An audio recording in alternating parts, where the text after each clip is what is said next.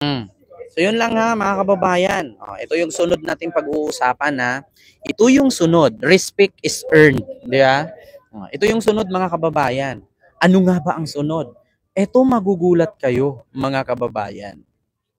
Si Ted Filon. Ha? Si Ted Filon mga kababayan. Ano nga bang meron kay Ted Filon? Si Ted Filon, binira si Digong. Binira si Sara. Ano nga ba ang ginawa ni Ted Filon?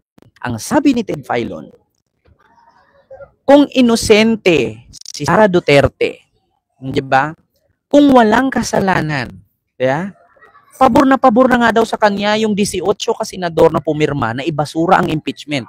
Pero bakit ayaw niyang ituloy ang trial?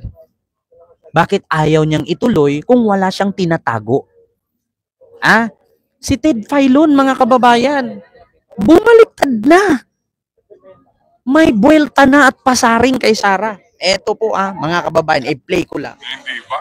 Kasi lalabas ang katotohanan. Kung yan ang demolition job, yan. Wala pala kayong ebidensya, yan. Napala ninyo, mahiya kayo. At lalo makakabangon. Di ba? At lalo pang tataas. At lalo pa siyang hahangaan. At lalo pa siyang iboboto ng mas nakararaming Pilipino.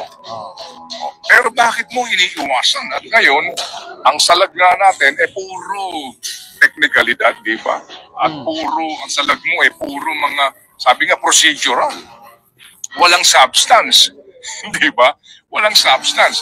Sa ang mga usap-usapan nga ng mga criminal at mga trial lawyers, ang usap-usapan yan lagi sa panahon ng nagka-trial, kapag wala ka ng, kumbaga wala ka ng argumento, pupunta ka sa teknikalidad. Ang sisilipin mo ay procedural.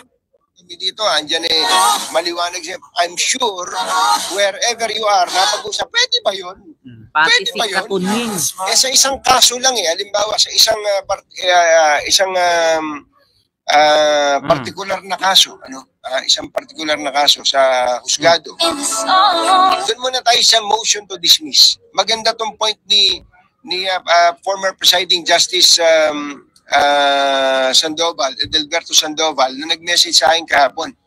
Di ba merong motion ang isang judge, kasi impeachment court judge, senator judge na yun nakakita na ba kayo ng isang husgado na na may nag-move para ibasura ang isang kaso? Parang wala pa tayong nakita nun. Very peculiar po yung sitwasyon na yun Normally, pag nag-uumpisa na po yung paglilitis, ang naghahain ng motion to dismiss, yung party po ng depensa, gusto nila ibasura na yung kaso nila.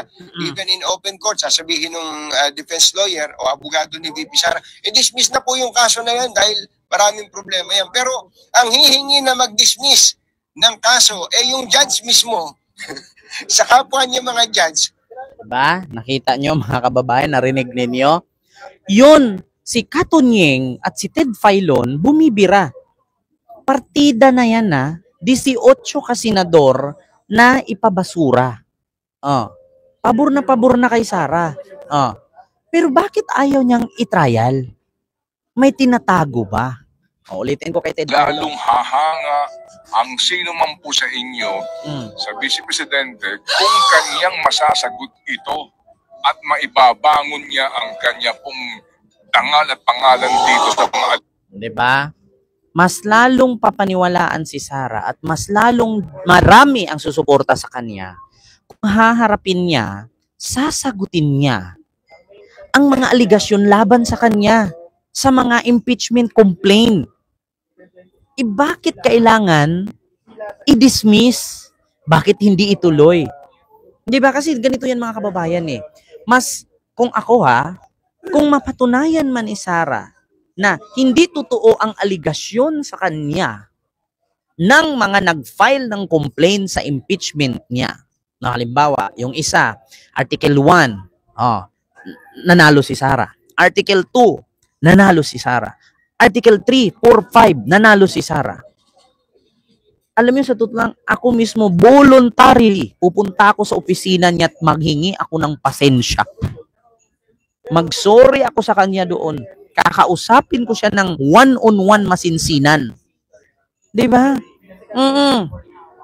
Ang problema lang, paano ka gagathered ng support? Paano ka gagathered ng, 'di ba? Pagmamahal lang sa kung may hinala, may doubt, 'di ba? Ang tao sa iyo. Kung wala kang tinatago, di sige, i-trial nyo yan. Kung wala kang tinatago, di sila bulaklatin nyo yan. Parang si Laila de Lima, tignan nyo. Sige, hulirin nyo ako. Arrest me right now. Hindi ako pinanganak ng tatay ko para maging duwag. Sabi ni Laila. Tingnan nyo si Trillanes. Kung meron akong bank account, sige, puntahan ko. Silipin ko doon. Bisitahin ko doon. Yung ready ka. Yung ready ka.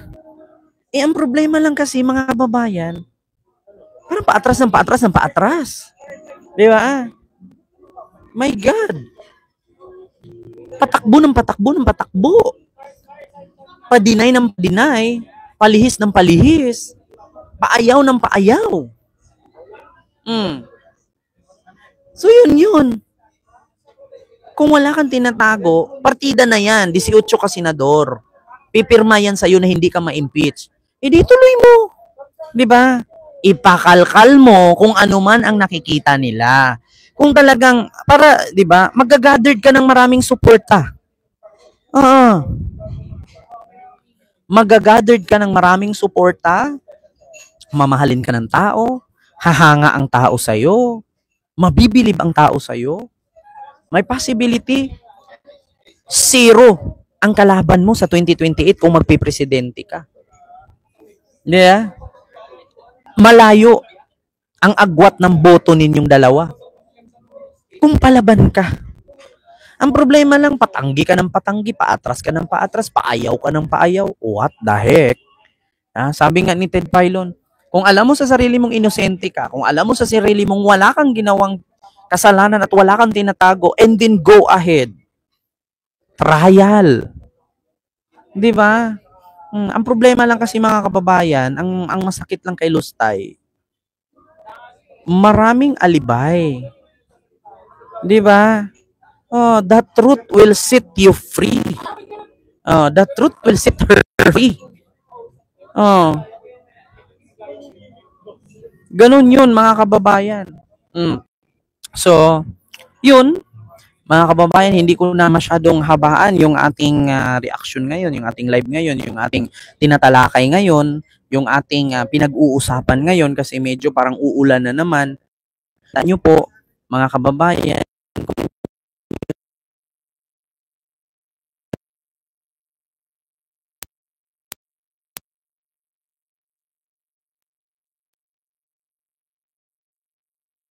na yung langit. Oo. So sa madaling salita, mga kababayan, may tinatago siguro. May tinatago siguro. Ma'am Ana Estrabon, hello po. May tinatago siguro. Ma'am Cheryl Andres, hello po. May tinatago siguro itong si Lustay. Bakit? Hindi niya masagot-sagot. Ayaw niya. I-dismiss daw. Dati bloodbath. Tapos ngayon, i-dismiss daw. So aran. Hindi. Paano kasabihan ng tao ngayon na matapang ka? Paano sabihin ng tao ngayon na magaling ka at pwede ka maging presidente kung ikaw mismo umaayaw ka? Yeah? Kung ikaw mismo ayaw mo. So, yun lang, mga kababayan. Yung aking live ngayon, hindi ko na masyadong habaan po, ha? Pasensya na po kayo, mga kababayan. Kasi parang uulan na naman. Lagi na lang kada punta ko dito, parang bumabagsak yung langit. Pero kanina pa naman tong ganito. So lagi naman kinikidlat, nawawala naman. So yun lang mga kababayan, mag-ingat kayo palagi and maraming salamat po. Hindi ko po kayo maisa-isa na nandyan sa comment section ngayon at nanonood sa akin na 2,000 plus. And maraming salamat po sa inyo. Like po kayo. Like, share, and subscribe. Tita Sepsi, Ma'am Marites Mosni, Ma'am Ana, Ma'am Jessica, and kay Ma'am Marimar, Jonathan Franco, Ma'am Emilda Naines, Raines ba? Ivan Cauli, Rica Galang, Domingo Fajardo, ayan, Ma'am Ana Estrabon, Ma'am Bibs Egka, Jan Ramos, ayan, mega love shout out po. Ma'am Lily Tonini. Ayan, at sa lahat po na nandyan at sa Sirisa Force. Ayan, mega love shout out po and kay Constancio Mix Vlog.